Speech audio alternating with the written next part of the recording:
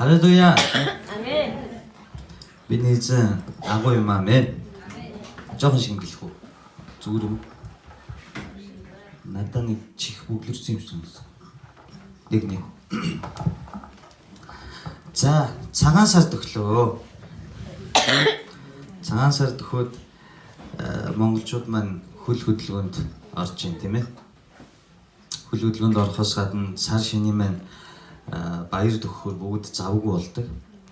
Маш олон хүмүүс бас л нөгөө нэг сар шинийн баярын тухай одоо нөгөө өөрсдийн нөхцөл байдлыг тайлбарласан. Бууз хийж гин, хамаатны да, ээж авдаа бууз хийж гин. Ээж авдаа ингэж хичээлж гин, хот руу явж гин, эцэг эхээ аваад ингэж гин, тэгж гин гэдээ маш олон сар шинийн баярын үеэр завгүй тохиолдлууд гарч байна. Гэхдээ би өнөөдөр өглөө би ер нь эзний өдөр 3 өнгөрөөгд юм уу 4 цагт босдог. 4 цагт босоод залбираад усанд ороод тийм ээ өөрийгөө бэлддэг. Яагаад тэгэхээр энэ үгээр дамжуулан хин нэгэн биш харин бурхан эзэн яриад энэ үг нь бидний дунд чуулганд маань амьд ариун дахил болгон өргөдөх эзэнд тааламжтай бидний амьдралыг бидний сул дорой талыг өөрчилсөн тийм үг байгаасаа гэж би маш хүсэж гуйдаг учраас өнөөдөр өглөө үрээр 5 өнгөрөөгд зарим нэг пастор ах нар маань холбогдоод ингээд за дуудахгүй ингээд янз бүрийн конференц чуулган ингээд биш тийшээ өөр улс орнуудаар явах нэ. За тэгээ өглөө одоо ийм үг авлаа гэд бид нар хамтдаа хуваалцчих үед надаа эзнийг тийм үг өгсөн. Гол гориг ширгээгүй учраас далаа оршин тогтнодог тийм ээ. Тийм үг байдаг. Гол гориг ширгээгүй учраас далаа оршин тогтноно гэдэг нь нөгөө утгаараа эзэн Есүс Христ эцсийн өдөр би та нарыг шигшнэ гэж хэлдэг. Би сэгсэн. Тэгээд тэр хэмжээнд хүрээгүй та нар мэдгүй би урд нөгөө алтны уурхай нараа орд морд ажиллаулдаг байсан тухай та нар мэднэ бизнес хийдэг байх та. Бид нар энэ том алтыг өндөр караттай өндөр үнээр өгөхийн тулд шигшүүдээр ингэ шигшдэг байхгүй. Тэгээд шигшгээр алттай шорооноос шигшүүрний тэр дөрвөлжин дотроор багтж байгаа жижигүүд нь доош ундаг. Тэднийг угаагаад арай жоохон карат багтай. Харин тэр дөрвөлжин дээр ингэ тогтож үлдсэн томууд нь үн хүрдэг. Энийг та бүхэн бүгдээрээ сайн мэдж байгаа бах тийм ээ. Баярын өдөр наадам цагаан сар монголчуудын энэ баярын өдрүүд болохоор яг чинь эзэн шигшиж байгаа надад харагддаг. Юунд шигшдэг вэ гэвэл би энэ өнөөдөр ирж амжаагүй хүмүүсийг буруутгаад одоо шигшчлээ гэж хэлж байгаа биш. Энэ нь яг үннээр Библийн үгийн дагуу ярих юм бол бидний итгэл шигшэгдэж байна гэсэн. Бидний амьдралын хэв маяг христчэн үү үгүй юу гэдэг шигшэгдэж байна гэсэн. Хэрвээ нөгөө хүмүүсийн талаар өөрөөр тайлбарлаж ярих юм бол энд дандаа ажилгүй хүмүүс нь цуглаад тэнд дандаа ажилттай хүмүүс нь байгаа гэдэг утга агуулах гэдэг байна. Харин би өнөөдөр ирсэн энд сууж байгаа. Тэгээд чуулгандаа ирээд эзнийг харахаар түүний үгээр урамшихаар түүний тамгалсан ариун эзний ерөөсөн өдөр энд ирээд ямар нэгэн амьдралын ороо бусгай хүнд хэцүү асуудал завгүй байдал энэ болгоно золиослоод эзнийг ирж хайж ирсэн та бүхний зүрх сэтгэлийг эзэн бурхан минь харснаар асар ихээр юрөөн адислах болно хэмээн өрөөж байна. Амен. Ирэх цагаан сарын бэлтгэл бол мэдээж буузаа хийлгүй яах вэ? Мэдээж сар шинийхээ баяр бэлтгэлгүй яах вэ? Гэхдээ хамгийн том бэлтгэл бол өнөөдөр энэ зааланд байна. Амен. Яагаад гэвэл энэ баяраар та бүхэн өрөөгдөн. Энэ баяраар танаар дамжуулан бас бидний хамаатан садан ах дүү нар маань өрөөгдөх юм сайхан баяр. Үүний тулд бид нар хамгийн түрүүнд юу вэ гэвэл сүнсээ, зүрхээ, итгэлээ сагсан зүв байгаа цагт бидний амьдралд муу нэгний хүч, муу нэгний өрх нөлөөлж чадахгүй юм. Амен. Амен. Учраас би та бүхнийг энэ өглөө дахин шинээр өрөөж байна. Өдөрөө хажуудлынхаа үлд хараад нэг инээмсэглэв. Манай дархан тэр тусмаа манай сэргэн мандалд юм инээмсэглэлийн жоохон гачигдал байдаг те. Мэдчилгээ болон инээмсэглэлийн гачигдал байдаг. Би Эрдэмтдийн урд нь өмнө нэг ярьжсэн л да. Дахиад та бүхэнд сануулж ямаар байна. Эрдэмтэд хүн ерөөсөө миний нөгөө ярьдаг өнчин тарих биш нөгөө бат цайз гэж ярьсан тийм үү? Хүн өөрийгөө хуурж болдог, өрөөлийг хуурж чаддаг мөртлөөрөө ганцхан юм хуурж чаддаг гэнэ. Тэр нь нөгөө өнчин тарих гэнэ. Хүн ямар ч гонигтай үедээ хүчээр ингээд гониггүй юм шиг царайлах гээд чаддгүй гэнэ. Тэгэд жүжиглж чаддаг боловч үнэн сэтгэлээсээ энэ өнчин тарих нь хуурддаг. Харин олон эрдэмтдийн тийм үү одоо энэ Сан-Диего хотод байдаг Оксфорд их сургуулийн маш олон эрдэмтдийн тийм тэднийг одоо янз бүрээр хошигнж ярьдаг давтаргүй эрдэмтд тийм ээ дандаа тийм сони юм судалдаг байдаг шүү дээ. Нөгөө яасан гэдэг шинжлэх ухаанаар эрдэмтэд нотолж ирэхээр л үнэн болчдөг гэдэг шиг юм янз бүрийн юм судалдаг энэ эрдэмтэд судалсан чинь хүний баяр хөөртэй баяр жаргалтай байхын тулд хүний өнчин тарихынд айгүй урт нэртэй сило ямар юм билээ тийм би номлол дээр биччихээс би бэлдэж ирээгүй сая ярмаар санагдсан болохоор та нарт тийм ДНК тийм ДНА тийм даавар үүсдэг гэнэ өнчин тарихынд. Энэ даавар нь үүсснээр хүний амьдралд ямар ч зовлон ямар ч стресс байсан тэр хүн тайвширч чаддаг гэнэ. Харин энэ дааврыг үүсгэхийн тулд тэр өнчин тарих хуурдах хэрэгтэй байдаг. Харин тэр өнчин тарих гэдэг байгаа юм ганцхан үйлдэлд хуурддаг гэнэ. Хүчээр ямар үйлдэлт вэ гэвэл инээмсэглэх хэрэг.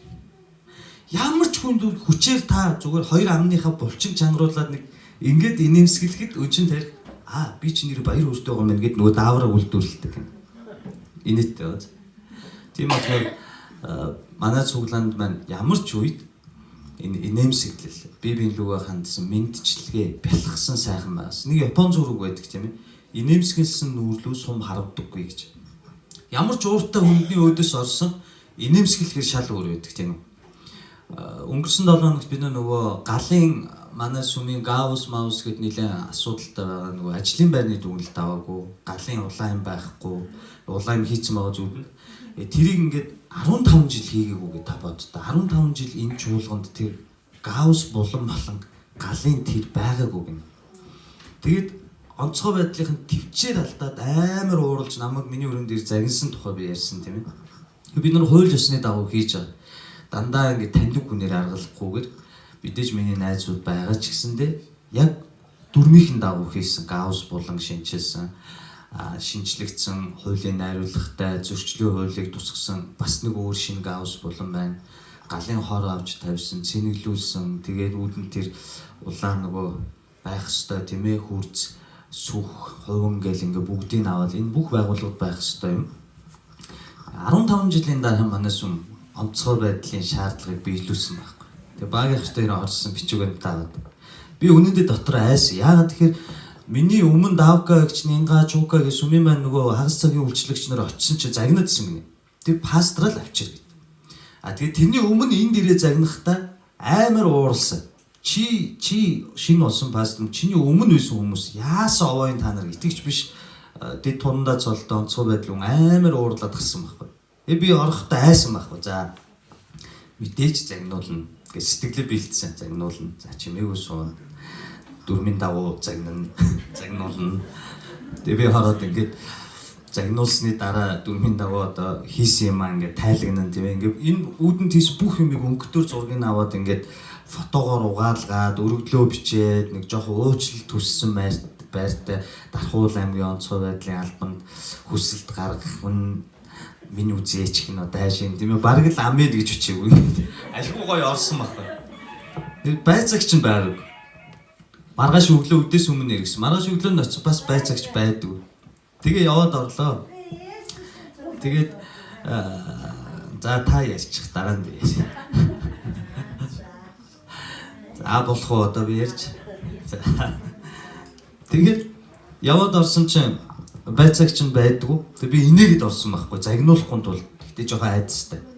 Харин нөгөө жоохон ширүүн байсан онцгойгийнхэн чинь ингээд сэрэгжилттэй байгаа тийм. Тэд нэр ингээ хараад ингээ өөдөөс нь инээгээд бал байна уу, бал байдгүй, цаас байна уу ингээ өөдөөс нь юм нэгсэн чи инээгээд загнаг өнө. Тэгээ хамгийн эвгүй нь юу гэвэл үүдээр гарч ирсэн чаг нөгөө намайг загинсан шиг тийм махлаг ах ороод ирэх нь баг явах дээрээ үүдэн дээр таарангуудаа сайн мөн та инх хот байцаагч мөн үгүй асуучихгүй юу. Тэгээ асуусан чи өө яасан манай офицер жилдээ нэг удаа болдог ийм хуралд сууж байгаа та нар маань одоо ойлгож өгөөрэй эргэн үний үднэс гэж дарга шиг яриад байсан хөөдөс. Тэгээ гайхаж мөрдсөнд ингээ харсан чинь амар том 3-5 уушуутай онцгой байдлын албаны дарга хурандаа өнцөг гэж. Тэгээ багийнх төр бушуун зүхтаас за боли газрын даргын байцаагч үү баахан те албан дээр нь баахан тэгчихэрч эвгүй шүү. Харин гарч ирээд би юу бодсон бэ гэвэл нэрэл инээмсэглэж байгаа нүрлүү сум харагддаг юм байна.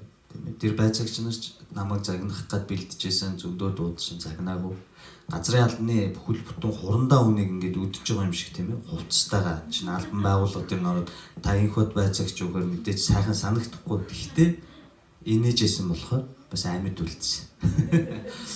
Тийм учраас та бүхэн энэ инээмсэглэл гэдэг юмар үргэлж өөрийгөө гоёж чимэж яваасай гэж хүсэж байна. Амин. Мэдээж үсгийзгээс асуудаад эмэгтэйчүүд маань баяр болохоор гоё болдог шүү дээ, тийм үү? Эрэгтэйчүүд нь л анзаардаг болохоос нэг тийм үг байдаг ш.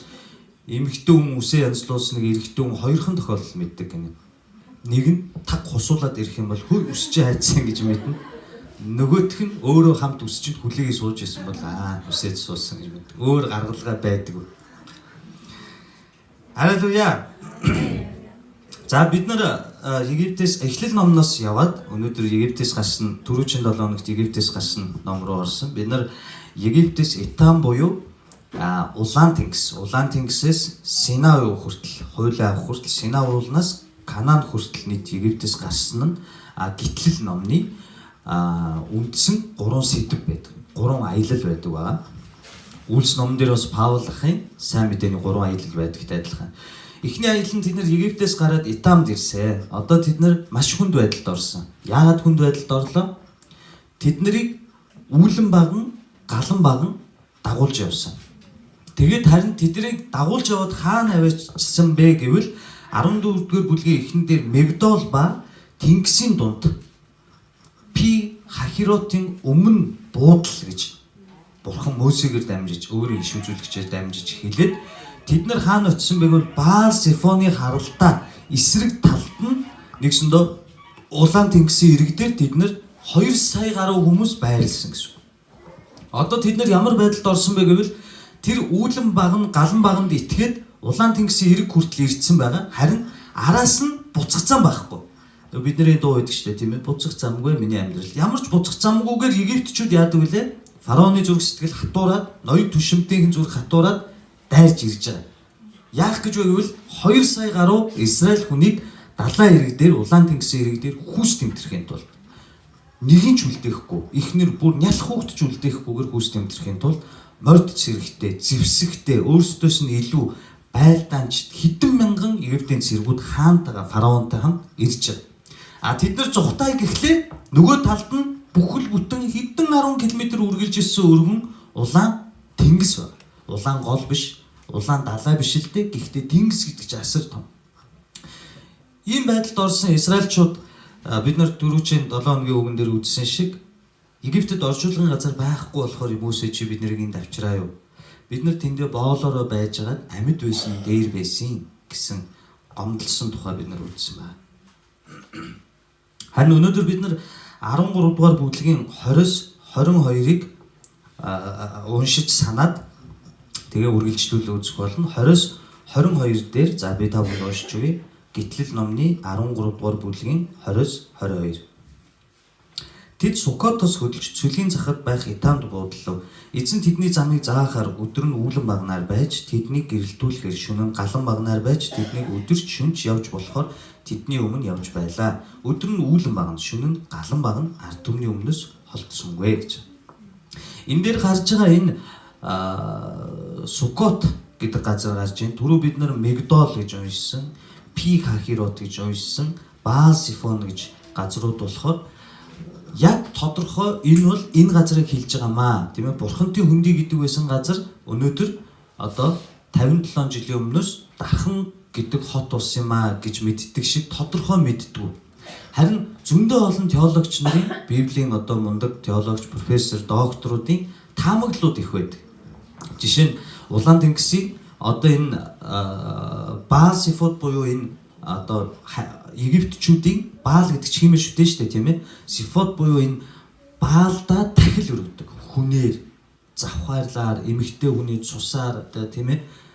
Эр хүнтэй ойртоогүй эмэгтэй хүнээр ийм зэрлэг балмад маягийн хиймэл шүтээний муу үйлс хийдэг энэ газар нь маш олон байдаг ч энэ хавцаа Улаан тэнгисийн яг энэ Баалсфууд яг энэ газар байсан байх магадaltaй гэсэн тийм таамагуд байдаг. Би зөндөө хайж үзсэн. Тэр таамаг нь гэхдээ их тийм хэцүү таамаг. Яг тэгэхээр энэ хавьдаа л Улаан тэнгис айгүй гоё тэгшиг намх уурсгалтай байна гэнэ. Тийм болохоор энүүгээр нөгөө бурхан хуваагаад буцаага нийлүүлэхэд гоё юм тэгшиг намхан байсан ч гэдэм. Янз бүрийн таамагаар эрдэмтэд ярьсан байдаг боловч эдгээр энэ дээр бичигдэн үлдсэн нь Мөсе биднэрт яг тэнд гэж GPS-ээр тоочглоогүй ч энэ нэр болгоноос нь биднэрт сурах, эвээгдэх, мэдж авах зүйл байгаа учраас магадгүй ингэж үлдээсэн гэж би дотроо итгэдэг. Амен. Тэм учраас та бүхэн өнөөдрийн үгэнд өөрсдийн анхаарлыг даруй зүрх сэтгэлээр хандуулах юм бол бид нар эвээгддэг. Бид нар даруй байх тусмаа мэрэгэн байдаг. Наймаалж анх төрөхдөө наймаалж юм алган чиний жижигхэн улаан байдаг тийм. Тэр алган чиний жижигхэн улаан юмны биений 3/2 нь тарих байдаг гинэ. Тарихтай байдаг. Тарихтай байна гэдэг чинь боддог, цугтаадаг, нуугддаг, бие хамгаалдаг, ухаантай байна гэсэн үг. Харин наймаалж хэдэн 10 метрээр том болдог, тийм ээ. Бүр зарим нөгөө Карибын тэнгисийн ирэг дээр чинь наймаалж ингэж уснаас гарч ирж ус онгоц ингэж буталж цөмлөөл тийм үү. Тийм наймаалж одоохондоо дэлхийн түүхэнд гараагүй зүгээр үлгэр домог дээр гардаг ч наймаалж асар том болдог. Ямар ч хүнийг хөнгөн сороод аваад явчих хэмжээний тийм аюултай том болдог. Харин тэгэд том болсон үед нь наймаалжийг үзэхээр тарих нь байдаг. Яагаад гэхээр ашиглахаа байгаад тарих нь уусаад устдаад үгүй болдог. Бид нар өөрсдөө чаддаг, мэддэг, том гэж бодох тусам, өөрийгөө өргөмжлөх тусам бидний сүнслэг тарих алга болдог. Харин бид нар жижигхэн байж, бид нар сул дорой байх тусам бидний хүчгүй үед хамгийн хүчтэйгээр оршигч эзэн маань бид нарт мэрэгүү ухаан, өөрийн үгийн тайлал, миний амьдралд дэм болж хэрэг болохуц сайн сайхан өрөөлүүдэд хайрладаг байна. Амен. Тэгвэл би та бүхнийг эзнээ дотор даруй, тарихтай, сүнслэг, мэрэгэн ухаантай сэргэн мандалчуу хэмээн Есүсийн нэрээр өрөөж байна. Амен. За энэ дээрээс бид нар 2022 дээр за би дараа нь энэ Суккот буюу бусад газруудын Мигдол эднэр нэрийг та бүхэнд тайлбарлаж өгье. Харин одоо би та бүхэнд юуг эхэлж хамгийн түрүүнд ярих гэж байна гэхээр 21 дээр эзэн тэдний замыг заахаар өдөр нь үүлэн багнаар байж тэднийг гэрэлтүүлэхээр шөнө нь галан багнаар байж тэднийг өдөрч шүнж явж болохоор тэдний өмнө явж байлаа. Өдөр нь үүлэн багна, шөнө нь галан багна, ард түмний өмнөөс холдсонгүй. Амен. Энэ үүлэн багна, галан багны тухай та бүхэн ихэнх нь мэдэх байх. Гэхдээ би шинээр ирж байгаа хүмүүстэй дахиад сануулад тайлбарлая. Хөдөө говьд өнөөдөр эгч манд орон говийн дунд говийн төвөөс ирсэн. Дунд говь чинь их элсэн манхан зүйл бол жоохон ховор тийм ээ. Төвөөс зайд. Зүүн баянд аль паасан гэдэг үлөө тулгаан маань хэн билээ? Манаас зүүн баянд аль паасан гэж ярьдаг хүн залуучуудаас байдаг да. Би жоохон залуучдын цуглаанд байхдаа зүүн баян руу манай залуучдын цуглаан, мөнхөрийн залуучдын цуглаан кемпер явж исэн байхгүй юу? Тэр үед мэдээж зах зээлийн үе тийм ээ, үлэм зүлмөө үе, картын бананы үе. Тэгээд одоо зах дээр ингээд миний дуртай бүүзнүүд одоогийнхоор бол 7000 төгрөг нэг их биш. Тэр үед асар их мөнгө. Миний ээж 28000 төгрөгний цалинтай тэрүүгээр ганцхан надад 4 хүүхэд байгаа надад 7000-аар нь пүүз авч өгнө гэдэг бол айгүй хэцүү. Ер нь би гутлын тал дээр их азгүй. Арай ч гуйж байгаа л нэг хар гутлаа бол цааш нэр нь өмсөөл орцоор гүйж гараад так гэж ууланд хугарч. Тэр үед нэг тэр хар гудалчдаг хугарчдаг байсан тийм. Тэгээ би гуйж нэг улаан пүүз аваад манай одоо ах маань залуучдын цуглаанд ирдэг байсан. Би нар зүүн баян руу явсан байхгүй. Би зүүн баянд очиод үнэхээр хэрвээ одоо намайг зүүн баян явах уу гэвэл би их дургу. Би сэлэнг явах дургу. Яагаад тэгэхээр би тэнд хэрэг төвөг тарьж тэр цагдаагийн камер мамирд айгүй олон хоног хэдэн сараар тэнд байцаагжсэн болохоор яагаад чи одоо бүр сэлэнгийн ИСЭ гэсэн дугаартай машин харахад хүртэл дургу. Тэгээ гадаа нэг бүхс хошуу хоёр нь саарл өөр өнгөтэй нэг С номер байгаад байна. Окей чи би тийм шарахтай амархан шарахтай. Нэг аймаг шарах биш. Гэхдээ л яагаад чи үнэндээ дуртай биш. Зам дээр жоохон ууртай явж байгаа сэлэнгийн дугаартай машин жоохон шахаж махад шууд сүргэлэл шахна. Сэлэнгийн идэгч нар яана нэтээс хараад уучлаарай.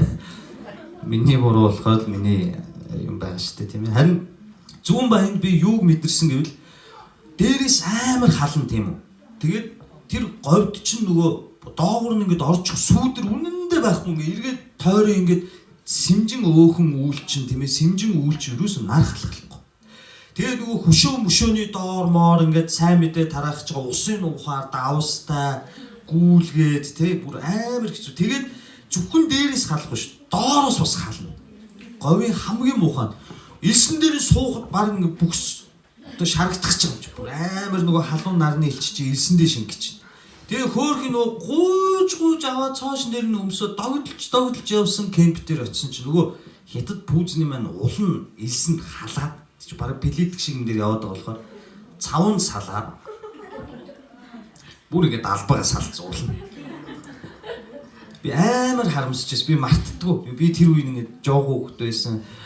Тэгээ зах зээлийн үе за хөлийн үнэр бол нэг багахан хэмжээний жагсаал цуглаан тараахад бэлэн тийм аимсаа аваа шидэгт юм тэр хавцаанаа хүмүүс ингээд амраа дараа зүгтаахад бил. Тэгээд пүүзний маань хоёр удаа бүр ингээд бүтнээр урагдж барихгүйгээр цавуугаар яг үйлдвэрийн хэмжээгээрээ салж байгаа. Амар халуун. Энэ Израиль буюу одоо энэ Канаан нутгийн өмнөд хэсэг энэ улаан тэнгисийг гаталсан хэсэг яг Монголтой адилхан гэнэ. Та бүхэн тийм халуун элсэн цүлд тийм ээ. Тэр цүлд 2 сая гаруй хүн хамт ингээд зугаалахад гоё байх болов. Нялх нойттой хүүхэдтэй тийм ээ. За манай шиг 4 хүүхэдтэй болвоо нүгүйс харж бүдүүн нарийн тэгдэг хийгээд дагуулсан гэдэг шиг ингээд бөөнөрөө ингээд нунжгаа хатаал нэг нь нөөлөл ойрлол аман цангаал хүүхэд чинь тийм ээ. За арай л памперс ихгүй тэгтэл баа чигээл ингээд амар олон 2 сая хүн явна. Тэгээ дээрээс нь тэр халуун нар доороос нь тэр халуун элс төөнөхөр гоё. Яста царцаа шиг шажигн хиний зохиол дээр гардаг үстэй тийм ээ. Говь гэмэн гов блэ гэдэг нөгөө царцаа шугуун тогоонд шарагдаад үсчиж буй будаа шиг яг тийм л халуун байгаа шүү. Энэ үед бурхан яаж тэр 2 сая хүнийг дагуулсан бэ гэвэл өмнө нь гараад улаан тэнгисийн өмнөд хэсэг гэхлээр нар баруунаас манд төлөө зүүнээс манд төлөө тийм ээ. Өмнөд хэсэг гэхээр тэдний өмнө байгаа тэр багнан үүлэн багны сүүдэр нь тэр 2 сая хүн дээр буудаг гэсэн. Та бүхэн хэр том баг нь бол гэд бодоод төсөөлдөг 2 сая гаруй хүн тийм ээ зөвхөн сэлэн бариад дайн хийх чадвартай идэр залуу 18-аас 17-оос ч юм уу 18-аас 45 насны идэр залуу гэж ярьдаг шүү дээ. Энэ чадвартай хүн л 500 мянга. Тэгээ 45 наснаас дээш насны эрчүүд болон тэр 500 мянган хүний эхнэрүүд болон хүүхдүүд гээд 2 сая гаруй бүгдээ энийг өмнөх номлол дээр бүр ингээд тооцоолж үзсэн шүү дээ. Юм уу теологч нарын бодлогоор энэ хүмүүсийг бүтэн коверлж чадах тэр том сүудрийг гаргах баг нэхэр ямар аимшигтай агуу том үйл баг. Тайланд эднэрт очиж халуун оронд очиж үзсэн хүмүүс мэдж байгаа. Би анх онгоцноос буучаад би нэг амар тийм мундаг олон орноор яваагүй л дээ. Хаа нэг эзний ивэлэр үйлчлэлээр явдаг. Би онгоцноос ингээ бууж байхдаа нөгөө юм нүхэн гуурсаар гардаг шүү дээ хаалгаар. Гарсан чи бүр амар ингээ бөхчөн байсан байхгүй. Тэгээ би энэ онгоцны моторын халуун л наашаа үлээгээд байна да. Тэгэл юм байгаа юм байна гэж бодоод буудлын руу орсон. Онгоцны буудлын руу орсон аюугаа сэрүүхэн. Бүх өнцөг булан тохоо бараг жорлонгийн суултур доороо хүртэл нөгөө кондишнтэй. Энд эндээс хүүтэн кондишн үлээгээд. Тэгээд онгоцны буудлаас пак ахын намайг тосч аваад би ганц бие жоох хүүхд анх удаа онгоцсон сууж үзэж байгаа. Тэгээд дундаа пиксат кейс амар айдсан санаа зовцсон те. Пак буусан чи яг саунд орсон баг. Үнэхээр Монголд хүнд бол нэрээ те бүр ингээд суг муу би хулмсгүй. Гэхдээ миний цагаан бодолтны суг шарлаад, цээж шарлаад, хөлс гоожод айгүй муухай бөхчөн.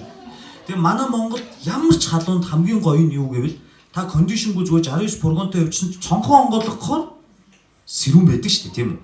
Ямар ч халуунд сумын төвийн улаан болон янз бүрийн хөшөөний сүүдэрт очиод ингэ суухаар сэрүүхэн байдаг.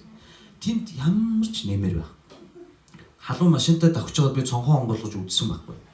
Өөдөөс барыг түлх гэж байгаа халуун хэрүүлээгээд зүгээр бөхчөв тэгээд цонхоо бөглөөтэй явсан дээр. Тэгвэл тийм халуун тийм бөхчөв нөхцөл байдал байдаг бол одоо та бүхэн ингээ Google дээр харах юм бол яг энэ улаан тэнгисийн эднэрийн энэ Кихотоос гадна улаан тэнгисийн өмнөд хэсгийн энэ Израильчуудын туулж явсан хэсэг Монголтой адилхан гэнэ. Сүүдэрт орвол сэрүүхэн. Гоё байна. Та боддоо та цөлөөр аялж явхад бурхан өмнө чинь замыг чинь заагаад томоос том галт баг нь болоод таныг ингээд сүйдэрлээд сэрүүхэн сайхан өдрийн халуунаар нь зовоохгүй аялуулсан. Шөнө нь яасан гэвэл галан баг нь болсон гэж. Яагаад шөнө галан баг нь болсон бэ гэвэл энэ дээр тэдний замыг заагаас гадна тэднийг өдөрч шүнж аялуулахын тулд тэднийг үүлэн баг нь болон галан багнаар замыг гэрэлтүүлж ялаа гэж байна. Өвөл 100 говьд ёстой ханиа төрдөг. Говь зүйлд ханиа төрнө гэхээр хэцүү уус халуурна гэхээр амар огцон хүүтэрдэг. Та бүхэн говийн ямар ч хүнээс асуугаад би өөрөө өмнө говьд уурхаа муурхаа хөөж явж байгаад хид хээр хонж үзсэн. Бүр наадамд өгсөн зуны бүр амар ид халуунд шүн өстөө өөрөө ирэхгүй мишок руу гонд толгоогоо ид. Гадаа машин доор нүмер газар унтж байгаа мөртлөөр маш хүйтэн салхитай. Харин бурхан яасан байх нь? Шүн нь галан баг нь болсноор тэднийг гэлчээрээ дулаацуулсан баг. Тэгээд дээр нэмэд аимшигтай аратан амт маавгли эднэр дээр галаас айдаг штэ цүлийн чон баавга тийм ээ. Тэр галнаас аратан амтнаас ард түмнээ хамгаалаад тэдний өмнө алхаж явсан буюу энийг товчхондоо энэ дэлхийд даяар бидний сайн мэддэг нэг үг байдаг. Иммануэл бурхан гэж. Иммануэл буюу бидэнтэй хамт байдаг гэсэн. Бурхан өөрийн хүмүүсийн хэрэгцээг мэдж удирддаг гэдгийг харуулж байгаа. Эндээс удирдагч хүн, манайс мөн үйлчлэгч нар, пастор бийч ялгаагүй. Ирээдүйд удирдагч болох хүмүүс энийг ухаарч мэдэх хэрэгтэй. Сүмд янз бүрийн зан аашдаг хүн байдаг тийм ээ. Торцог бямбаа гэж намайг хамгийн их зовоодог настай эмэгтэйчүүдээс. Тэгээд торцог бямбаагаас жижиг бямбаа хүртэл хичнээн насны хичнээн өөр зан чанартай хүмүүс байгаа. Өөр зарим нь боловсралтай, зарим нь одоо их зантай, зарим нь түргэн ууртай, зарим нь ойлгодоггүй, зарим нь юм ярихаар давхар ярьдаг, зарим нь уцаар ярьж дуусаагүй байхад уцаа таслаа хийждэг. Би өнөө өглөөхөн багийнх давгагч хоёр сануулаад байна уу? За ингэ шүү заа юу. За гэж уцаа тавьчих. Дахиад залахгүй байж л да. Тэгээд дараа нь та ингээд би одоо ингээ очин заа. За гэж уцаа тавьчих. Оо. Миний нэг чиг надаас харна. Минийх үнэгүй. Моби дотор үнэгүй байхгүй бол. Ийм олон хүмүүсийг яах нь вэ? Бурханы хүмүүс чиг. Бурханы удирдлагын арга барил бол бүгдээрэнд нь таарч. Тэдний хэрэгцээ шаардлага төртөл золиос гарган үйлчилж өгч. Ингэж үйлчилж байгаа хүнийг бурхан өрөөдөг гэж байна. Би өнөөдөр сүмийнхээ үйлчлэгч нар, чуулгандаа ирж байгаа хүн бүрийг ирээдүйн үйлчлэгч нар гэж харж байна.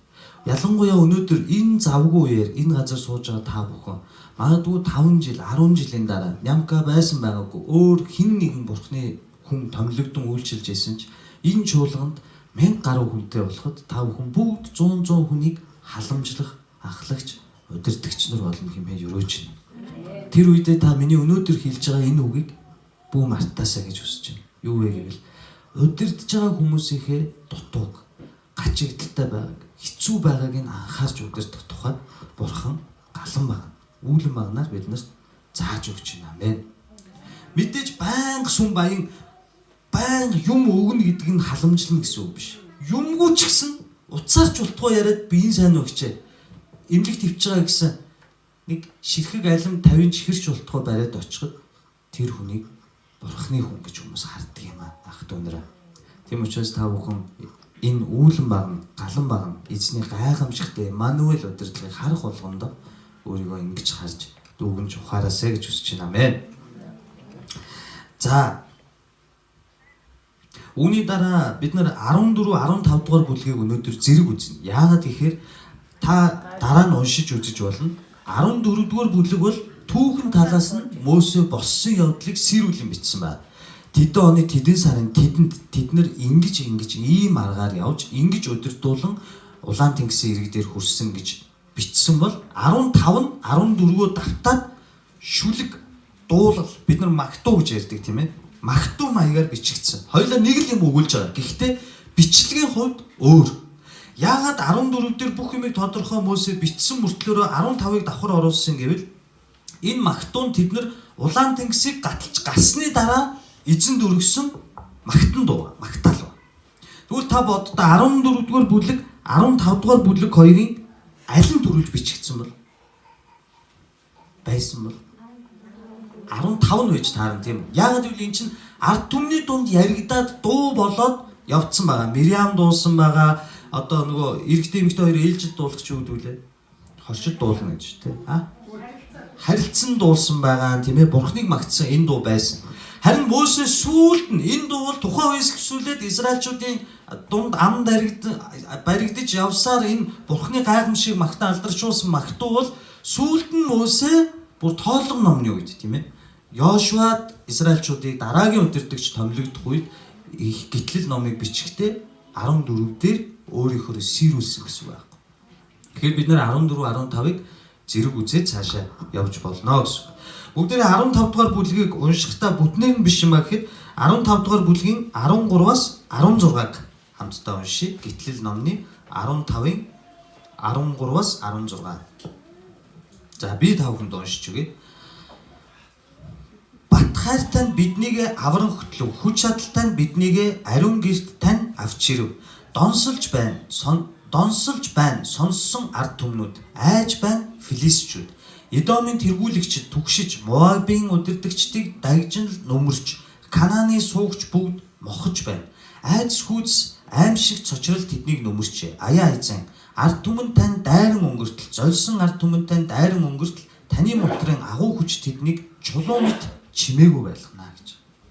За, энэ дээр 14 дээр юу гарч ийн вэ гэвэл нэгсэндээ энэ 14 бол хүнээр бол одоо юугүй махан бие, хувцс гэж үзвэл 14 бол сүнс нь байхгүй.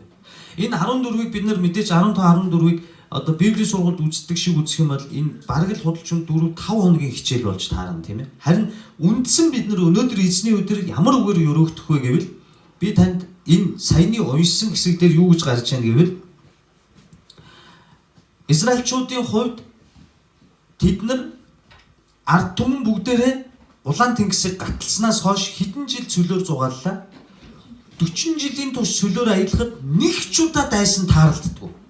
Энийг бид нар юу гэж боддгоо гэвэл Израильчууд ерөөсөө эзгүй цөлөөр л яваад ээж гэж боддог. Харин Эхлэл номыг бид нар дуустал нь маш дэлгэрэнгүй үзэж дуусгасан шүү дээ тийм үү? Эхлэл номон дээр яадаг вэ гэвэл Авраам Михпасын агууг тийм ээ. Эхнэрээ юу яагаад Канаан газар мөнгөөр худалдаж, Эдомчуудаас, Филистичүүдээс мөнгөөр худалдаж аваад Сараг оршуулаа явж яадаг. Тэр үед зөндөө хүмүүс таардаг. Тийм ээ. Йосефийн үед нөгөө Симеон Леви 2-5,000 хүнийг алсан тийм ээ. Хөвч хөндөөлгөж худлаа ярьж байгаа дүү охины хүчирхээсэн хүмүүсийг бүтэн хотыг алсан эднэр гээд зөндөө үндэстэн байсан байхгүй. Харин 40 жил яагаад ямар ч үндэстэн Израильчууд руу нэг ч удаа довтолж, нэг ч удаа дайн хийхгүй зүгээр л тэр 2 сая хүнийг өөрсдийнхөө нутаг дээгүүр алхаж Бурхны алдаршуулан дахил өргөж явахыг зөвшөөрсөн бэ гэвэл тэднэрт Бурхан эзэн тэднийг донслогоод тэднээс хинхээ айсан бэ гэвэл Филистичүүд, Эдомын тэргүүлэгчид. Тэргүүлэгч гэдэг чинь доороо зөндөө хүнтэй хүнийг тэргүүлэгч гэн тийм ээ. Эдомын тэргүүлэгчид, Моабын удирдагчид, мөн Канааны суугч бүгдийнх нь зүрх мохсон гэсэн. Бүгд мохоод юу болсон бэ гэвэл чулуун мэт чимээгүй байлгасан гэж Бурхан. Яагаад гэвэл тэд нар сонсоод айн дагжихаас өөр арга байхгүй. ертөнцийг захирагч, дэлхийн захирагч фараоныг үнсэн товрог болгоод 10 шийтгэл өгөөд улаан тэнгисийг хуурай газраар бүр гутлан дээр нь тусалж ус хүрхээргүй хуурай алхаж гарч ирсэн 2 сая хүнийг гол гатлан иргэсэд гэж нэрлээд тэр нутаг даяараа айгаад чулуу мэт чимээгүй болсон гэж хэлж байгаа. Аимшигтай. Та энэ гол гатлан ирсэн гэдгийг бид нэр ингэж боддог шүү дээ. Нөгөө Мөсе киног үзсэн шүү дээ, тийм үү? Google-ийн ч үзсэн, киногийн ч үзсэн. Мөсе руу Израильчууд уурлаа, зарим нэг нь чулуу шидэх гээл ингээл тэ алах гал энийг алчаад өгөх юм ч үсэн ч гэдэг юм уу? Аюу шир үндэстэй шүү дээ, еврейчүүд. Тэгсэн чинь Мөсе яадаг вэ? Тайгаа өргөдөг. Далаа дээр улаан тэнгистэй. Тэгсэн далаа яадаг вэ? Дундуураа хуваагдаад хоёрт нь ингээ хан шиг болдог. Тэгээ Израильчууд дундуур нь алхахдаг тийм. Та ингэж боддог. Үгүй. Бодит байдал дээр тийм болов. Тэр хүний ухаан байхгүй. Тэр найруулагч үгүй бол тэр университийн тэр нөгөө 20 дугаар зуун Fox Mox-ийн л хийсэн найруулсан найруулга. Энэ дээр огтхонч тийм болов. Хэрвээ та ишлэлээс 14-ийн 30 31-ийг сайн ингэж одоо юу гэдгийг онцгойлж харах юм бол энэ дээр нэг ийм үйл явдал болж байгаа. Би та бүхэнд уншиж өгье.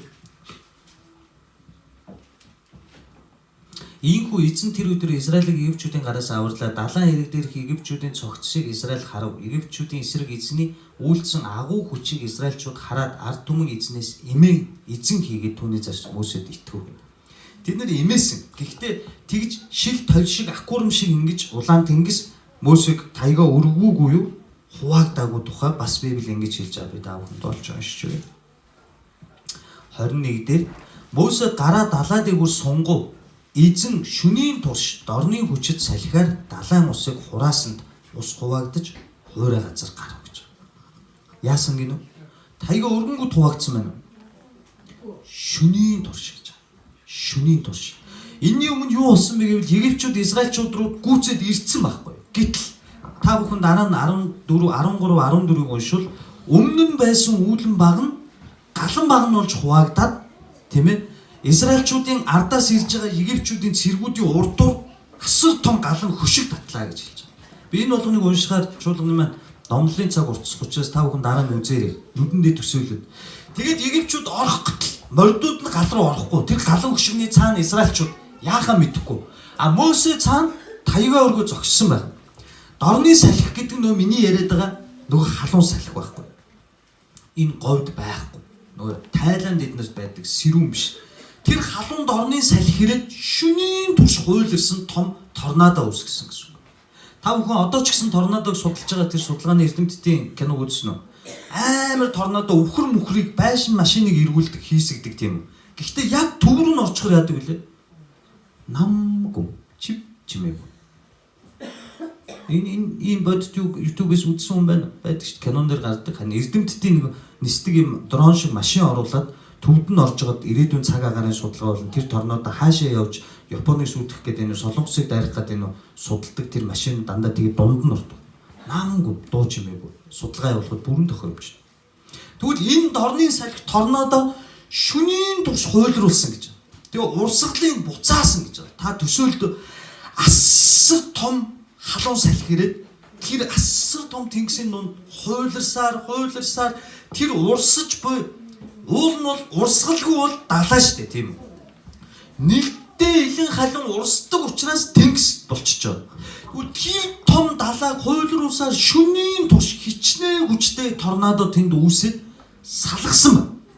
Тэгвэл халуун салхин тэр ёроол яах вэ? Халуун салхинд хатна штэ. Дорох хувь хуурай. Энэ нь бурхны амлалтанчлан болж байгаа хөө. Би та нарыг хувь хуурай газараа чөлөөлнө гэсэнчлэн ядаж шалбаагийн дунд, шаврын дунд ч бурхан алхуулаагүй. Хувь хуурай газараар тэд нар алхаж гарсан ба. Мөн нам гүм дотор. Кинон дээр ингээ шуугаал ингээд ус нь унчих гэж байгаа шиг хүмүүс айгаад илжиг мэлжиг нь унж мунаал ингээд бужигнаад сүртэй юм болж гардаг тийм. Огтхон ч тийм биш. Нам гүм дотор гэж. Энэ дорны салхины нам гүмийг сүлд та бүхэн бид нар үзэх боловч Элиша дээр гардаг, Элия дээр гардаг, Исая дээр бас гардаг. Галан дунд үзлээ бурхан байсангүй. Шуурган дунд бурхан байсангүй. Нам гүм морилын ирлээ гэж бод. Тэр нам гүмийг хэлж байгаа. Энэ нам гүм дунд тэр асар том хүчтэй шуурга шүнжин дэгдсэний дараа улаан тэнгис урсгалыг өөрчилсөний дараа гэж байна. Тэр том голын урсгалыг өөрчлөөд хувь хуурай газараар бурхны ард түмэн гарч явсан тухай ярьж байна. Энийг бид нар бодитоор баш онцлогоор нь харж үзэж болно. Хэрвээ бурхан Элиша ч юм уу Илияг би та бүхэнд ярьж байсан да нэг газараас авалдах гэд энтлийн хэрэг дээр нь тавих чадал бурханд байсан. Өргөж аваачаал нөгөө газар нь аваач чадах байсан боловч бурхан тэднэрт юу гэж хийсэн бэ гэвэл энэ орчлын ертөнцийн тэр торнадо, хувь салхи бүх юмыг өөрийн бүтээгч бурхан гэдгийг бодит байдлаар хүний ухаанд оронгүй үйл явдлаар бидний өнөөдөр энэ өдөр та бидэнд таниулахыг хүссэн учраас өөрийн бүтээсэн гайхамшигыг харуулсан баг. Энийн өмнө 10 бурхны Египтийн 10 удаагийн шийтгэлээр бүх бурхтыг үгүйсгэсэн тийм үү? Өчнөө олон үндэстнүүд жинхэнэ энэ Израилийн бурхан бол жинхэнэ бурхан гэдгийг итгээд дагсан. Харин хамгийн сүүл чөлөөлөхдөө тэднэрт юуг харуулсан бэ гэвэл олон Египтчүүд дараа нь бид нар үзэх болно. Мөн олон Египтчүүд бурханд итгэж байгаа. Сонирн байгааз Египтчүүдийг үзэн ядаад шүүгээд таслаад бурхан хаяад өөрийнхөө үнийг аваа явчихаагүй. маш олон Египтчүүд харь үндэстнүүд бурханд итгэж байгаа. Тэд нар яагаад итгэсэн гэвэл тэр бурхны хийж байгаа агуу үйлсийг хараад тэр бурхны хийж байгаа тэр байгаль, орчин, хууль, салхи, дорны салхи, тэнгис далайг захирж байгааг хараад тэд нар бууж өгсөн баг. Би та бүхэнд яагаад энийг онцолж яриад байна вэ? Бидний амьдралд ийм том чөлөөлөлт ирэх үед ганц бид нар аврагдаж өрөөдөө зогсохгүй. Бидний эргэн тойронд асар олон хүмүүс энэ гайхамшгуудыг харж өрөөгдөж, чөлөөлөгдөж эзэн лөө иргэдэг тухай Библи биднэрт бас хэлж өгч байгаа гэсэн үг. Амен. Бурхан өөрийн бүтээгч матрыг энэ газар харуулсан байна. Энийг дараа нь 15 дээр шүлгэлж бас хэлсэн байна. Дараа нь бид нар энэ талаар үзнэ. Бурханы баруун мутрын тухай. Яагаад энэ баруун мутар гэж заавал Библиэлд онцолж тэмдэглэсэн тухай бүгдээрээ үзэх бол энэ эзний нөгөө тэгүр энэ бодит байдлыг ашиглан бидний нүдэнд үзэгдэх хэрэг хийснийг сайн та бодоод үзвэл бид нарыг эцсээ хүртэл чадхаа хий. Тэг чадахгүйгаас чи эхлээд Бурхан ажиллах тухай хэлж байна гэсэн. Та бүхнийг инээдтэй түүх би та бүхэнд ярьж байна. Нэг залуу нэг пастрынхаа номлолыг сүмийн итгэгч сонсоод сууж ил пастор нь ингэж ярьсан. За та нар 66 ном, 1189 бүлэг, 31102 ишлэл, 773746 үгсээс ганцхан ишлэл итгүүл өрөөгднө гэж хэлсэн. Харин нөгөө залуу энэ сургаалыг сонсонгуудаа толгоор нь юу орж ирсэн бэ гэвэл Матай 6-гийн 26 орж ирсэн. Юу вэ гэвэл Тэнгэрээр нисэж байгаа шуудыг харж бид нар тарьдгүй. Тэд нар хураадагчгүй. Гэхдээ Бурхан тэднийг тижээдэг. Тэгж хэлдэг тийм ээ. За би ганцхан энэ ишлэлд л итгэхийг шийдсэн. Тэгэл өрөөгдөв. 773,000 хэдэн зуун үгтэй ишлэлүүдээс тийм ээ 31,000 ишлэлээс би ганцхан энд л итгэчихье гэд нөгөө залуу итгэсэн. Би гэртээ хэвтсэн гэнэ. 2 сар гаруй хэвтээд өрөнд ороод хоолгүй болоод өлсөж өгөх шахаад пастор дээр очиж гомдлсон. Пастор та нэг л хүнд итэг гэсэн. Би 100% итгэсэн. Тэгэл би хэвтсэн. Даач юу ч өрөөл ирсэнгүй. Яагаад ч амьдрал явах бүр эсэргээрээ би бүр дороотлоо гэсэн чинь пастор нь юу гэж хэлсэн бэ? За хоёлаа Матай 6-гийн 26 уншиж чи сайн хардаа. Тэнгэрээр нисэж буй шуудыг хар гэсэн. Үүрэндээ өндөглөөд гівтэж буй шууг харгээгүй. Модны мөчөр дээр амраа сууж байгаа шууг харгээгүй. Нисэж буй шуу гэдэг чинь зоригтой, мөрөөдөлтэй, зүг чигтээ явж байгаа гэсэн үг үстэй. Хааныг тийшээ тэмүүлж явна гэсэн үг үстэй. Энийг бид нар Библийн үгнээс хуулж аваад гүйцэд ойлгохгүй бид нар алддаг. Сүмд явбал амьдралын бүх асуудал шийдэгдэнэ гэж явж исэн олон хүмүүс гомдлоод явдаг шүү дээ тийм. 15 жилийн турш энэ чуулганд хичнээн хүн орж хичнээн хүн явсан мэдэхгүй шүү дээ тийм. Мэдээж сайн сайхан ч хүн байгаа. Зарим нэг нөө энэс ч сүлжээний бизнес юм байна инээ тэрэ гэж яриад хаяад явсан ч хүмүүс байгаа. Харин бид нар эзний үгийг харахтаа бодит байдлаар нь үндсэн байдлаар нь харахтаа л гол нь байгаа. Энэ юу вэ гэвэл яагаад орны салхийг яагаад зүгээр шууд гайхамшиг бүтээгээд юм уу тэр үүлэн баг нь галан баг нь болоод хөшиг татчих чадсан бол тэр чигээр нэг ихтэйг хуухлаад хайчихгүй ийм өөрийн бүтээлийг ашиглаж биднэрт үлдээсэн бэ гэвэл Бурхан өнөөдөр бидний амьдралд бас зорилт хэрэгтэй. Зарим хүмүүс ингэж ярьдаг Филиппоны номын 3 дугаар бүлэг дээр Паул ах би 8 настайдаа хоцлуулсан тийм ээ хөвч хөндүүлсэн би бол одооныхоор бол профессор доктор хууль ёсны фарисей би бол Парш бүлгийнхний удирдагч би бол бүр жинхэнэ одоо Ромын иргэн тийм ээ одоо Америк иргэн би ийм мөртлөөр энийг бүгдийг ялгадс мэт юунд ч биш хэрэггүй мэт хаяад би зөвхөн Христийг хамгийн үнцэнтэйгээ бодоод дагаа явсан гэж. Би надад нэг залуу яг энэ ишлэл хэлсэн. Аха би ерөөсөө тэр болгоныг хайчих. Ерөөсөө Бурхныг л дагна. Тэр залуу одоо ч гэсэндээ тэгээл байж. Сүмийн хүн чулуу гэж ярьдаг шүү дээ. Би танд нэг мэрэгүү ухаантай үгийг хэлмээр байна. Паул ахад байсан юмаа хайж байгаа учраас үнцэнтэй байхгүй. Тийм үү? Байхгүй ч юу хайлаа гэж томроод хүнд үнцэнтэй. Ойлгож байна. Танд тэр хайж болоод байгаа Оксфорд, Харвардын улаан диплом, онд сурсан улаан диплом ч байж байгаа тэрийгээ та барьж байгаа энэ надад өнөөдрөөс хэрэггүй. Энийг би хэдий би Харвардын улаан дипломтойч би энийг ялгацсан мэт үгүйсгээд би эзэн Бурхнаа дагнаа гэвэл хүмүүс таны үг сонсох уу? Хүлийн зөвшөөрөх үү? Тэгвэл та 10 жилээч төгсөөгөө 4-р ангийн боловсралтай юм байж сүм дээр ирээд би өстө боловсрал эднэрийг юу ч хэрэггүй би зөвхөн бурхныг дагнаа гэвэл та хэн болж өөрөх? Та мунхаг болж өөрөх байхгүй. Сүмд яагаад сүмд удаан явсан залуучууд муу сураад сурлагтаа муудаад идэг гэж тэд нэр энэ Филиппой номон дээр Паул ахын хэлсэн үгийг буруу ойлгодог байхгүй. Бид нар тэгж ойлгож болохгүй байх дүүнэрэ. Бид нар энэ дэлхий дээр гэрэл бай гэж хэлсэн шүү дээ. Энэ дэлхий дээр байгаа итгэгчнэрийнхаа дунд гэрэл бай гэж хэлсэн үү? Энэ дэлхий дээр гэрэл бай гэдэг чинь бурхныг мэдэхгүй хүмүүсийн дунд гэрэл бай гэсэн. Нөгөө та том ламп бариад LED гэрэл бариад асаадгүй шүнжэнгөө гудамжаар гүгээдэй гэсэн үг юм. Тэр хүмүүс гэрэлтгэхийн тулд тэр хүмүүс танаас үнцнийг олж харах ёстой. Зина утсан дээрээ бичлэг хийдэг лаг гээл. Хожи маань мэрэгжлийн хийл тоглодог сайн багш. Баска маань тийм ээ. Ябочин тийм ээ эдийн засгийн талаар. Хандаагч маань одоо Америк явна, ажил хийн. Тулгаан маань механик. Хүн болгон тийм ээ төгөлдөр маань сайн цэцэрлэгийн багш, хүүхдийн багш. Ингээд тэр хүмүүс үнэлнэ шүү дээ. Дэлхийн хүмүүс тийм л юм хардаг үстэй. Тэгээд ийм сайн, ийм боломжийн амьдралтай, ийм мэдлэг боловсралтай мөртлөө яагаад тэр 71-р бараг амралтын өдрөө золиослон барин очиж суугаад байгаа юм болоо гэж хүн гайхгүй. Гайхна шүү дээ. Харин биелжийн ардлын тийм ээ хог түүдэг, архит өдөр шөнөгүй арх уудаг, хонсоо арх амнаас нь ерөөсөө үнэртэй ус шиг хангалж идэг тэр хүн энэ дээр нүү, орцонд хон нүү, хаана очно хамаагүй шүү дээ. Хатуу боловч үнэн байхгүй. Бид нэр өөрсдөө эзний өмнө байгаа талбар дээр шилтгэн байж иж гэрэлтэн. Оюутан залуучууд маань он сурах ёстой. Ёстой. Намайг инглигээд пастор бид нарыг ялалчлаа би дунд сурдаг тэгвэл би энэ сүмд явж болохгүй мэн гэж битгий бодорой. Зүгээр хичээх хэрэгтэй. Үлдсэн нь бурхан хийж өгнө гэсэн баг. Та эмч байна уу? Та цагдаа байна уу? Та зах дээр ачаад үрдэг байна уу? Та мужаан байна уу? Та тэрийгэ байгаагаараа сэтгэл өндөр хийж ажиллаж хөдөлмөрлөх ёстой баг.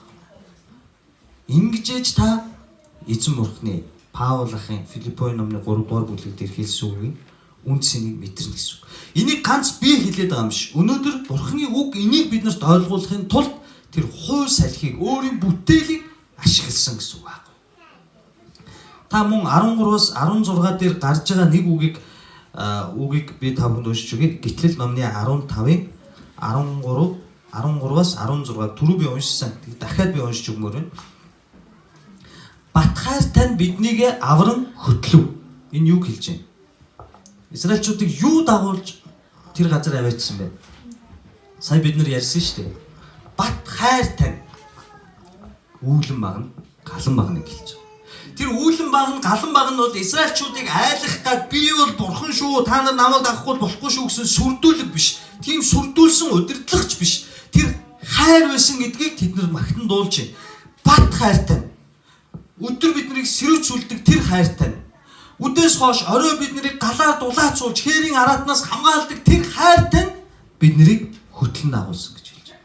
Энэ юу вэ гэвэл энэ сүмд байгаа удирдагч, үйлчлэгч нарт хэлж байгаа үг байхгүй. Хайраар дагах. Та нар орчуулган гарцсан байна гэсэн нянга манай хадам номонд их дуртай. Манай хадам ээж. Тэгээд орчуулган гарцсан байна. Би солонгос дээр нь уншиж ирсэн. Сэв Ангья Яги гэдэг. 3 хааны яриа гэж. Энэ 3 хааны яриа гэдэг энэ ном амар алдартай. Бүр энэ дэлхий дээр best seller болж байгаа. Тэр ном ашгүй Монгол дээр орчуулагдсан байна. Үлгэр шиг. Тэр ном яаж эхэлдэг вэ гэвэл орчин үеийн энэ үеийн тийм ээ 21-р зууны залуу сурвалжлагч сүнслэг байдал дотор Давид хаан хин 3 хаан ордог лээ. Саул, Давид, Соломон 3. Авсалом 3 ордог. Энэ 3 хааны тухай яриа байхгүй. Тэр сурвалжлагыг боломж олдоод Давидын жанждаас очиод ингэ сурвалжлагыг асуугаад та Давид хаантай мөр зэрэг чинь тулдаж явсан хүн та Давид хаан юу гэж бодож чинь гэсэн чинь тэр жанждаас ингэж хэлж байгаа. Юу гинэ? Саул хаан мэт. Тийм л дээ. Тэгтээ тэрний дараа Давид хаантай та одоо Израилийг түхнүүлсэн шүү дээ. Давид хаан байсан юм уу? Би мэдээгүй шүү дээ. Би Давидыг миний хамгийн дотны хайртай найз би ингэж боддог байсан шүү дээ. Тийм учраас би Давидын төлөө амиа чөхөд бэлэн найз нь л байсан шүү дээ. Давид хаан байсан гэж юу гэж асууж байгаа. Тэр ном ингэж хэлдэг. одоо зарагдаж байгаа та бүхэн олж уншаарай. Тэрэн дээрээс энэ галан баг нь үүлэн баг нь гарч байгаа. Галан баг нь үүлэн баг нь гэдэг бол тэднийг удирдан загуулж байгаа. Тэгэхдээ яаж гинэ? Бат хайраар халамжилж гэсэн. Халамжилж. Саяны 5 хоног тэр одоо давка гэж маань колонк руу зөвлөгдсөн тэр орхон дуулын Петровс. Нөгөө нэг 15 6 9 бүлгийг хайцсан. Байхгүй. Яагаад? Халамж. Би энэгээр давкаг чигч буруутгахгүй 9 бүлгийг нэгж буруутгахгүй өглөө бид хоёр ярилцсан. Энэгээр би нэгийг л онцлох гээд байна. Та галан баг нь үүлэн багнаар халамжлуулсан бол. Таныг бурхан халамжилсан биз дээ. Би өөрийгөө шоронгийн хаалга татчихаагүй, үгүй бол хүний амьд хүрчээгүй, үгүй бол дайлжганжид хүнд алуулчаагүй, одоо амьд зогсож байгаа доо үнэхээр амьд бурхан намайг өстой 100% хамгаалсан гэдэгт би бат итгэлтэй байдаг. Тийм болохоор би өөрөөрөө сайрахаас айдаг. Таны амьдралд бас ингэж хамгаалж ирсэн гэдгийг та мэдж байгаа. Би хэлсэн хэлээгүй. Тэгвэл тэр бурхан таныг галан багна, үүлэн багнаар халамжилсан бол одоо хэний ээлж вэ? Сэргэн мандалчуудын ээлж юм аах түнэр. Одоо энэ газар сэргэн мандал галан баг нь болж ядарсан сул дорой хүмүүсийг дулаацуулж одоо энэ газар сэргэн мандал үүлэн баг нь болж халуутсан хөрсөн зүдэрсгтийг сэрүүцүүлдэг бурхны хайрыг хуваалцдаг ийм бурхны илч ард түмэн хэмээн би та бүхнийг Есүс эзний нэрээр юрөөж байна. Өнгөрсөн 7 хоног манай урдлын бараг шатсан та бүхэн мэдж байгаа тийм ээ. Халамжийнхан бараг болгоноор орж асууж байгаа. Өрөөндөө нэг гэр бүл ч гэсэн байлгаач. Өрөөндөө энэ хүнд ганц ч гэсэн хувцсунараа туслаач. Гэрийн шатсан хүн хүүхдтэйг л үлддэг шүү дээ тийм. Тал нь шатцсан. Зөндөө хүн орох оронгоо одоо энэ хаваар тараа явж байгаа. Өчигдөрхөн уужигдах нь янга хөтөр ярьж байсан. Яах вэ? Сүмийн санхүү ядчих 100 мянган төгрөгч болтгоо хоёлоо барай туслах юмсан. Сүм дээр байлгаа гэхлээр болох. Хүүхдийн өрөөнд боломж хүүхдүүд байгаа. Багш нарын бит. Заална боломж. Яагаад гэвэл шалгалтыг одоо дахиад ирж шалгах дутуу ба тийм. Энэ мэтчлэн бид нар галан багна, үүлэн багна болж бусдыг халамжлах үед тэр хүмүүс таныг амар пастор, амар үйлчлэгч, амар гэхээсээ илүү бат хайр бид нарыг удирддаг гэж хэлдэг. Бат хайраар бусдыг удирдан дагуулдаг эзний ариун ард түмэн сэргэн мандлын юрөөгдсөн итгэгч нар хэмээн би та бүхнийг юрөөж байна. Танаар дамжин олон хүнд улаацаж, танаар дамжин олон хүн сэрүүцэж, олон хүн бурхан руу эргэх болно. Амен. Хамгийн сүүлээр би та бүхэнд эх 7 хоногийн номлолт хэрэгтэй учраас энэ хэдэн нэрийг та бүхэнд тайлбарлаж өгөх гэсэн. 14-ийн 1-ээс 4 дээр би түрүү бас уншсан. Мигдол ба тэнгисийн дунд Пи Хахирот болон Пи Хахиротын өмнө буудал гэж эзэн Израилийн хүмүүдэд хэл. Та нар Баал Зефоны харалдаа эсрэг талд далайн хэрэгт буудална гэж байна. Энэ Мигдол гэдэг үг нь болохтой зэрэг дотроо Бабел цамхаг гэж ярьдаг шүү дээ тийм үү. Одоо удахгүй бид нараас үзэн хүн төрлөختөн үзцээ эхлэл номнэр хүн төрлөختөн хөгжөөд тэнгэр тулсан том цамхаг барьсан чинь эзнээс үрс ирж төөрөлдүүлээд хилгүү болгоод өөр хилтэй болгоод хүн төрлөختнийг тараадаг. Яг үүнтэй адилхан Бабел цамхаг гэдэг энэ үг нь одоо еврейгээр хэлэх юм бол Бабел Мигдол гэсэн үг байна. Ойлгож байна. Цамхаг гэсэн үг. Мигдол гэдэг. Энэ Мигдол гэдэг нь хаана яг тодорхой мэдэхгүй гэж би та бүхэнд хэлсэн тийм үү. Харин Мигдол гэдэг энэ цамхаг гэдэг утга нь юу юм гэхээр Пи Хахирот буюу тэдний буудлах газрын эсрэг талд юу байсан бэ гэвэл Израилийн цэргийн хуаран буюу Израиль нь Египтийн цэргийн хуаран буюу Египтийн цэргийн цамхаг байсан гэсэн. Энэ цэргийн цамхаг гэхээр дээр үеийн одоо нөгөө цэрэгт явсан хүмүүс мэдэх байх. Энэ айрмын бахархал гэсэн үг байхгүй. Монгол айрмын бахархал, хөлийн цэргийн бахархал гэхээр хил дээр гоё юу гэдэг штэ. Хөшөө гэдэг штэ тийм үү. Энэ шиг энэ Мигдол нь Египтийн цэргийн айрмын тэр нөгөө морь цэрэгний тухай би фараонуудын түүхийг ярьж хат ярьсан тийм анх нээсэн. Одооныхор бол танктай адилхан тийм ээ. Хоёр хүн морь тэргээр явдаг, бэн хур дээр гардаг. Тэдний бахархалт газар гэсэн үг. Нөгөөх нь Баал Зефон гэж хэлж байгаа. Баал Зефон гэдэг нь Баалд түрүү би хэлсэн тахил өргөдөг газар. Нөгөө хиймэл шүтээний тахилын өндөрлгүүд байдаг газар гэсэн үг. Тэнд тэднийг байрлуулсан нь тэдний сүүлийн удаа хуучин амьдрал, боолын амьдрал, одоо Бурханаас хараад бус сул дорой амьдралаас чөлөөлөх юм сүүлийн удаа тэнд байршаад улаан тэнгисийг гаталсан гэсэн. Өөрөөр хэлбэл Бурхан Израильчуудыг чөлөөлөөд одоо энэ газрууд нь хаана байсан нь олдохгүй байгаа. Хоёр хуваагдсан усыг салхиар хуйлруулж байгаад салхи зогсвол яах вэ? Тэнгис шүү дээ. Яах вэ? Гэ босдог шүү дээ. Гэ босч байгаа тэр том тэнгис эргээ халих уу? Энэ Баал-Зефон, энэ Мигдол гэдэг газрууд нь тэдний үндэсний бахархал, армийн бахархлууд нь хальж урсаад алга болсон байхгүй байна. Амар. Бурхан тэднийг зөвхөн махан биеэр биш, хиймэл шүтээнээс оюун санааны хувьд сүнслэг байдлаар гмийн болжлоос өнөөгийн биднэртэй харьцуулбал урд өмнөх бүхэл амьдралаас нь тэднийг чөлөөлсөн гэсэн үг. Бид нарыг бас эзэн ингэж чөлөөлөхийг хүсдэг гэсэн үг. Амен. Бидний өмнөх амьдралаас олон зүйлийг авч үлдсэн хүмүүсийг харахаар маш эмгэнэлтэй байдаг тийм. Би энэсгийг ингэж унших болгондоо дахин миний амьдралд энэ Мигдол хуучин амьдралын баяр багтлах уу тийм ээ. Би цагийн сайхан тийм явж билээ. Цагийн сайханд өстой би тэгж явдаг байсан гэсэн баяр багтал. Үгүй бол миний хуучин амьдралын хиймэл шүтээ. Арх, тамхи, худлаа хилэлт, гар цэнгийн, халбаг пив.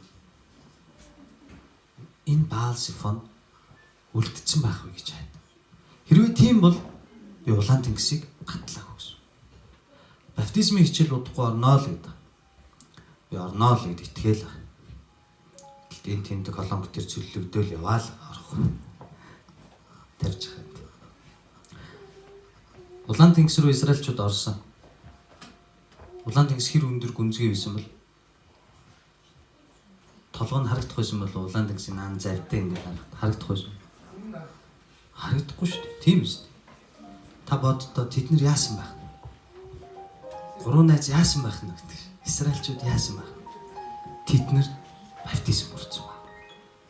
Бурхан тэднийг Мигдол буюу баяр багтлын цамхаг, хуучин амьдралын багтал, сайрхал, гоо үсгэлэн, чадвар, авиас талаанд олон жил итгэсэн, итгээгүй гэх хэрэгтэй хэрэггүй гоншин бүгдээрнгээс нь нэгсэндээ та ингэж ойлго. Хүний ертөнцөөс нэг мөсөн таслаад өөрийн Бурханы ертөнц рүү өглөө болгон маннанд итгэж босдог Израиль. Би сүмийг олон хүмүүсээр бахархдаг. Ингээ харахаар би тулгаад үг айгүй баян чинэлэг гэж боддог. Тэгж харагдаг тий. Харин би дүүгийнхээ ямар ачаа үүрж хэр их тэмцэж яваа би мэддэг. Нараа гэж төвлөлтөр анхаа нэглэх гитар байсан уусууд уугнаах маань хайр газар. Би байн холбоотой мессенжерээр битээ. Гэхдээ ямар их ачаа загалмаа үүрч байгааг би бас мэддэг. Яагаад хүмүүс энийг тоодгүй гэвэл тэд нар гомдолтгүй учраас. Манай сэргэн мандалд нандин хүмүүс байдаг. Бэрээ хичээж гэсэн би мэднэ. Хүүхэд шуух, нөхөр сүдрээс ахуулаад хойно сууж байгаа бурмаа батгүй хоёрыг ч би мэднэ. Гомдолтгүй учраас. Хуучин амьдралын баяр багтлаа тэд нар гээдэг учраас. Харин одоо өнөөдөр та бүхэн дахиад нэг бод. Таны амьдрал дээр цамхаг Мигдол байна. Тэгвэл та Филиппо 3 дугаар бүлэг дээр Паул ахын хэлснийг хий. Таны өнгөрсөн амьдрал дээр Баал-Зефон үлдсэн үү?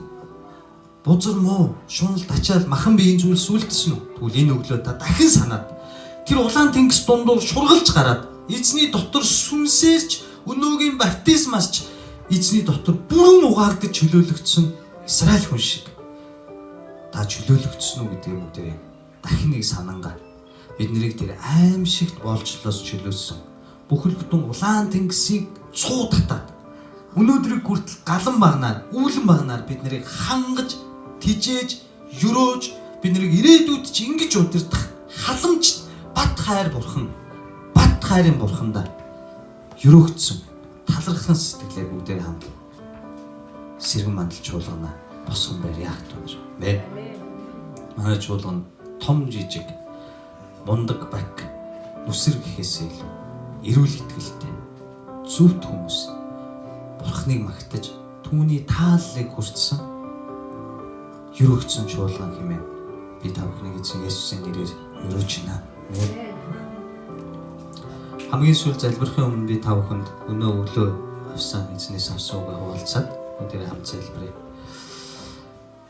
Йов номон дээр нэг ийм хэсэг гардаг, та гайхаж үзчихсэн удаа байгаа. Бурхны сүнснүүд Йов номын 1-р бүлэг дээр Бурхны сүнснүүд эзэнд өөрсдөө харуулахаар цуглалаа гэж байна. Тийм ээ, тэнгэр элчнэр гэсэн.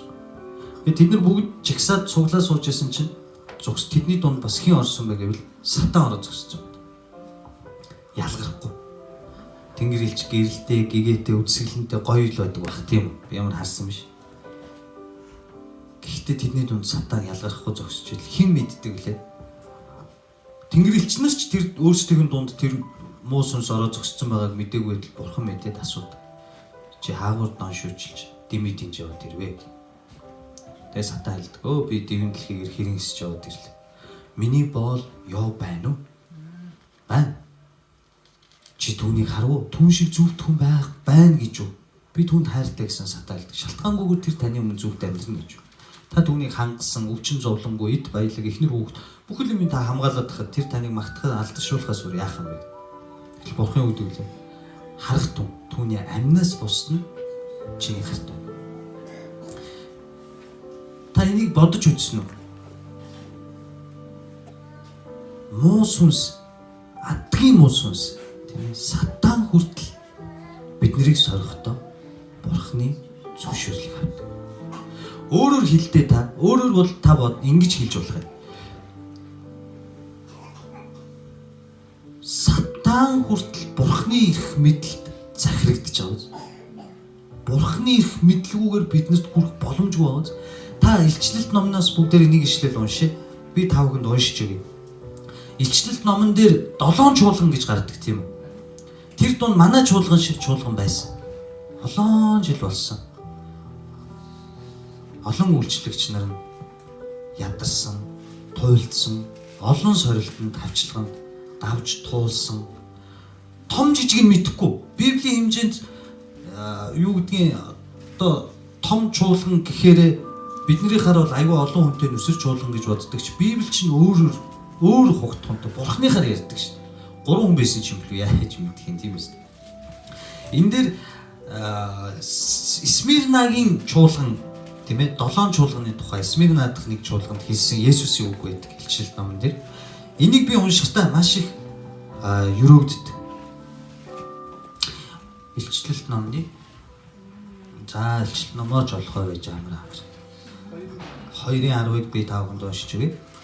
Идлэх гэж буй зовлонгуудаас бүү үзэх түн. Диавол та нарыг сорихын тулд та нараас заримыг чинь шоронд хаях гэж байна. Та нарт 10 өдөр зовлон ирнэ. Үхэл хүртэл үнэж бай. Тэгээд би чамд амийн титмиг өгнө гэж хэлж байна. Энэ Смирна дахь чуулган буюу Баг Азийн хойгт байдаг чуулганд зориулсан Есүсийн хэлсэн үг. Эндээс та харах юм бол хавчлаг дарамт та нарт ирнэ гэж хэлж байгаа. 10 өдөр гэдэг нь 10 жил гэж байгаа байхгүй юу? Смирна дахь 7 чуулганы нэг чуулганд яг манайх шиг чуулган гэж та бодож болно. Биднэрт хэлж байгаа юм шиг 10 өдөр гэдэг нь 10 жил та нарт хавчлаг дарамт ирнэ. Зарим чинь шорон тайна.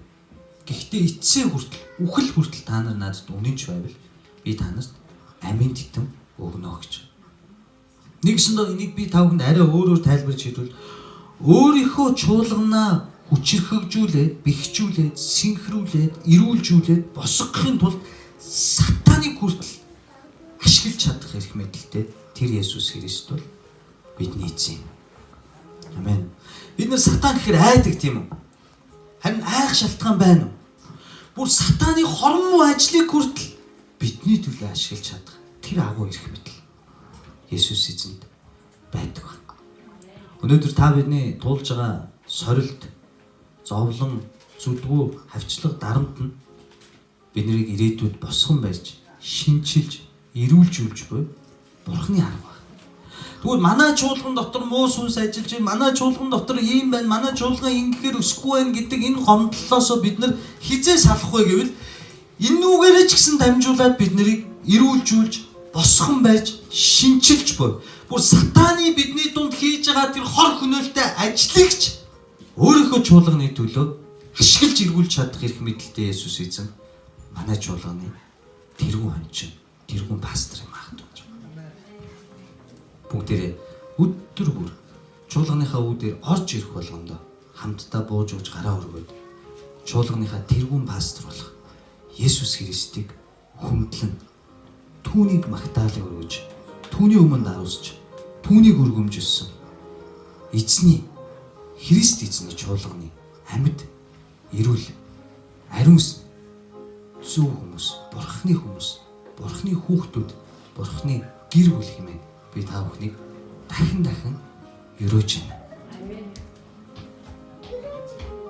Сатан хэдий ялж байгаа юм шиг харагдавч тэр Бурхны төлөвлөгөөний дагуу ажиллаж байгаа. Сони сонсогч нэрээ шүү. Сатан биднийг хэдий бүдрүүлж байгаа юм шиг харагдавч тэр Есүс эзний төлөвлөгөөний дагуу ажиллаа хийж байна. Хэдий тэр биднийг ялаад байгаа юм шиг харагдж байгаа боловч тэр аль хэдийн ялагдсан ах тууж. Энэ агуу эзэндээ галан баг, үүлэн баг нь болсон эзэндээ бид нар энэ өглөөс энэ газар цуглаад талархахгүйгээр яаж нэг бүтэн сайныг өнжиж чадах юм байх вэ?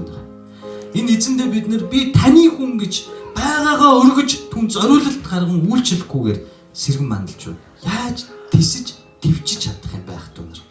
Амен. Тиймээс та саяны миний Смирна дахь чуулганд хэлсэн үгнээс нэг л зүйлийг ойлго. Таны амьдралд сатан муу зүйлс, хүнд зүйлүүд ажиллаж байгаа бол тэр нь Есүс танд амийн титмиг өгөх төлөвлөгөө багна. Амен. Зэнагч. Би хамуудаал сэтгэл санаа тавгүй байгаад байна. Бурхан танд амийн титмиг өгөхөөр ажиллаж байна. Бидэнд сэргэн мандал чуулган амийн титмиг өгөхөөр бидний дунд сатаныг хүртэл ашиглан өөрийн чуулганыг эрүүлжүүлэн босгож буй. Эзэнд бүх алдран ах болтугай. Амен. Бүгдээ хамтдаа босон зогсоод өөрсдийн